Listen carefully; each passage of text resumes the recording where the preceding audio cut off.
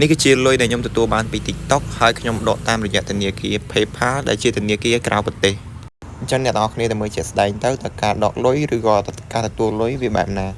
អូខេអញ្ចឹងយើងចូលមកយើងឃើញតម្រងអញ្ចឹងណាអ្នកនរគ្នាអានេះគឺប្រវត្តិដករបស់ខ្ញុំហើយនឹងប្រវត្តិលុយចូលក្នុងកង់ PayPal របស់ខ្ញុំវាចូល11រៀល50រៀលហើយខ្ញុំបានដក70រៀលវិញអ្នកនរគ្នាដកចូលធនាគារខ្មែរយើងតាមវីសាកាតហើយវាកាត់សេវា$5អ្នកនរគ្នាទោះអ្នកនរគ្នាដក3រៀលក៏ដោយក៏វានៅកាត់$5ដែរ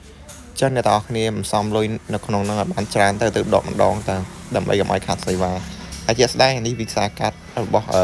ក្រុមហ៊ុនស្ថាបនាធនាគារខ្មែរយើងគឺយើងអាចផ្ទេរតាមនឹងកើតអ្នកនរគ្នាហើយជាក់ស្ដែងគឺខ្ញុំបានផ្ទេរបាន120ហើយអ្នកនរគ្នាប៉ុន្តែខ្ញុំផ្ទេរម្ដងបន្តិចអ្នកនរគ្នាអានេះប្រវត្តិ58អានោះ70អ្នកនរគ្នាឃើញថាគឺយើងអត់មានបញ្ហាទេអ្នកនរគ្នា